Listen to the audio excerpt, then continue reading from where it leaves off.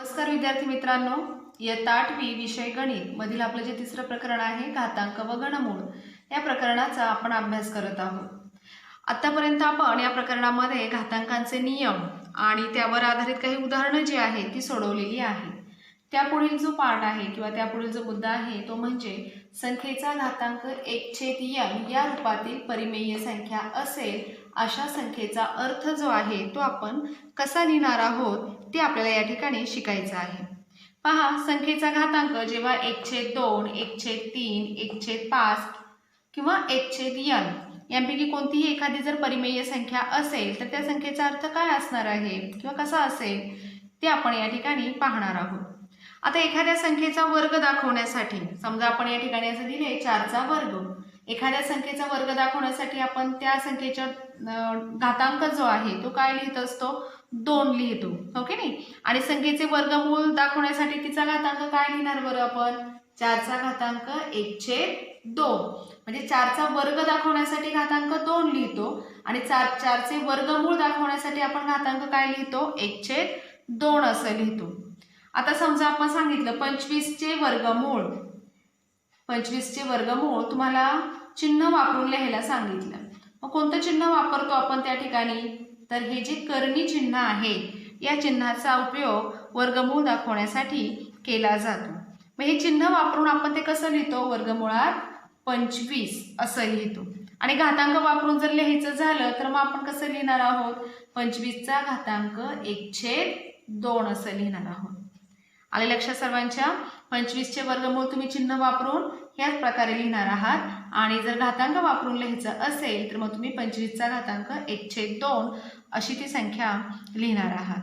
मग आता जर आपल्याला सांगायचं झालं की ए या संख्येचा वर्ग आपण कसा लिहिणार, मग ए या संख्येचा वर्ग एचा वर्ग असं लिहिणार आणि एचे वर्गमूळ तुम्ही कसे लिहिणार आहात, एचे वर्गमूळ बरोबर वर्गमुळात ए हे चिन्हामध्ये ए दाखवणार किंवा एचा घातांक 1/2 असं तुम्ही लिहिणार आहात। आता ए या संख्येचा घन तुम्हाला लिहायला सांगितलं की ए या संख्येचा घन लिहा। ए या संख्येचा घन, घन म्हणजे किती वेळा गुणाकार करणार आपण, 3 वेळा गुणाकार, म्हणजे एचा घातांक काय लिहिणार आहोत, 3 लिहिणार आहोत। ए या संख्येचा घन काय लिहिणार तुम्ही, तर एचा घातांक 3 असं लिहिणार। हे झालं संख्येचा घन। आता ए या संख्येचे घनमूळ तुम्हाला लिहायला सांगितले। पहा, ए या संख्येचे घनमूळ, मग तुम्ही काय लिहिणार आहात, ए या संख्येचे घनमूळ कसं लिहिणार चिन्हाच्या स्वरूपामध्ये, तर ह्या चिन्हामध्ये ए आणि इथे किती लिहिणार आहात, 3 घनमूळ आहे म्हणून आपण काय करतो इथे 3 हा अंक लिहितो। आणि घातांकाच्या स्वरूपात लिहायचं झालं असेल तर कसं लिहिणार, मग एचा घातांक 1/3 असं तुम्ही लिहिणार आहात। आले लक्षात सर्वांच्या, बरं आता पुढे पाहूयात। 4चा घन म्हणजेच काय रे, 4चा किती वेळा गुणाकार करतो आपण, 3 वेळा गुणाकार करतो। काय उत्तर आपल्याला 64 हे उत्तर येतं। 4 चौक 16, 16 चौक 64 असे हे उत्तर आपल्याला या ठिकाणी मिळते। पहा, 4चा घन जो आहे तो किती आलेला आहे, 64 इतका आलेला आहे, हो की नाही। मग आता तुम्हाला विचारलं की 64चे घनमूळ आपल्याला लिहायचे, 4चा घन 64, मग 64चे घनमूळ तुम्ही कोणत्या स्वरूपात लिहिणार आहात, चिन्हाच्या स्वरूपात म्हणाल तर कसं लिहिणार, मग तर कर्णी चिन्हामध्ये तुम्ही 64 लिहिणार आहात आणि इथे 3 हा अंक, कारण घनमूळ आहे, हो की नाही, म्हणून तुम्ही इथे काय लिहिणार आहात, 3, ठीक आहे। आणि जर तुम्हाला घातांकाच्या स्वरूपात लिहायचं असेल तर मग तुम्ही काय लिहिणार आहात, 64चा घातांक 1/3 असं लिहिणार आहात। बरोबर उत्तर काय येणार आहे, 4। 64चे घनमूळ किती आहे, 4 आणि 4चा घन किती येतो, 64 येतो। घनमूळ आपण चिन्हाच्या स्वरूपामध्ये अशा प्रकारे लिहितो आणि जर घातांकाच्या स्वरूपात लिहायचं असेल तर 64चा घातांक 1/3 असं आपण लिहितो, ठीक आहे। मग आता एचे nवे मूळ कसे लिहितात, तर एचा घातांक 1/n असे लिहितात। पहा, एचे nवे मूळ एचा घातांक 1/n असे लिहितात। आता आपल्याला इथे 2 उदाहरणं दिली आहेत, आपण आता हे पाहूयात की कसे लिहिणार आहात तुम्ही। 128चा घातांक 1/7 आहे, म्हणजेच काय लिहिणार तुम्ही इथे 128 चे कितवे मूळ आहे? 7वे मूळ. ठीक आहे. आता इथे काय लिहिणार आहात? 900 चे 900 चा घातांक 1/12 आहे. मग तुम्ही काय लिहिणार? 900 चे 12वे मूळ. ठीक आहे.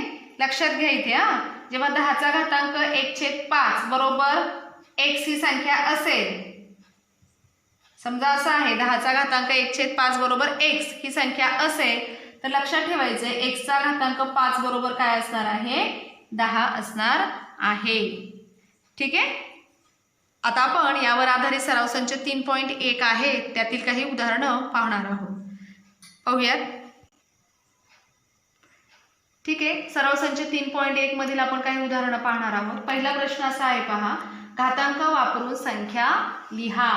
त्यातला पहिला प्रश्न आहे 13 चे 5वे मूळ. पहा 13 चे 5वे मूळ आहे. मग तुम्ही ही संख्या कशी लिहिणार आहात?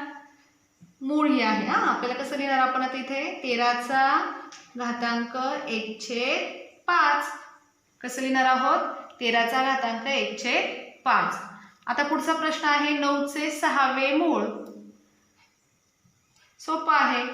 कितवे मूळ आहे? 9 चे 6वे. 9 चा घातांक 1/6. कोणतीही संख्या असू द्या या ठिकाणी आणि त्याचं कितवंही मूळ तुम्हाला विचारलं तर त्या संख्येचा घातांक जो आहे तो 1 ती जेवढं मूळ तुम्हाला सांगितलेलं आहे ती तेवढी छेदस्थानी तो अंक लिहून टाकायचा आहे. आता 256 चे वर्गमूळ सांगितले. मग 256 चा घातांक वर्गमूळ म्हणजेच किती? 2. 1/2 असं तुम्ही लिहिणार आहात. एकूण 6 उदाहरणं आहेत. 3 उदाहरणं मी तुम्हाला सोडवून दाखवलेली आहेत. बाकीची 3 तुम्ही सराव संच 3.1 मध्ये सोडवायची आहे. ठीक आहे. दुसरा प्रश्न पाहूया. पहा दुसरा प्रश्न आहे, खालील घातांकी संख्या कोणत्या संख्येचे कितवे मूळ आहे ते लिहा. त्यातील पहिला प्रश्न आहे पहा 81 चा घातांक किती आहे? 1/4. मग आपण हे कसं लिहिणार आहोत? 81 चे कितवे मूळ? 4थे. हो की नाही? मग तुम्ही हे असं अंकात लिहा किंवा अक्षरातही लिहा. 4थे, शक्यतो अक्षरातच लिहायचं. 4थे मूळ. ठीक आहे. आता इथे घातांक 1/4 आहे म्हणून आपण काय लिहिले? 81 चे 4थे मूळ. आता इथे पहा बरं दुसऱ्या प्रश्नामध्ये 49 चा घातांक किती आहे? 1/2 आहे. मग आपण काय लिहिणार इथे? 49 चे आता 1/2 याला आपण काय म्हणतो? वर्गमूळ असं म्हणतो. हो की नाही? मग आपण इथे काय लिहिणार? 49 चे वर्गमूळ. तिसरा प्रश्न पहा 15 चा घातांक किती आहे? 1/5 आहे. मग आपण कसं लिहिणार? 15 चे कितवे मूळ? 5वे मूळ. सोपं आहे पहा. खूप सोपा आहे हा सराव संच 3.1. तो तुम्ही सर्वांनी वहीत लिहायचा आहे आणि मला माझ्या वैयक्तिक नंबरवर तो पाठवायचा आहे. सेंड करायचे त्याचे फोटो काढून. सर्व विद्यार्थ्यांनी पाठवायचे. पहा खूप कमी विद्यार्थी अभ्यास करतात. तर सर्व विद्यार्थ्यांनी काय करायचं आहे? फोटो काढून हा जो सराव संच 3.1 आहे तो मला सेंड करायचा आहे.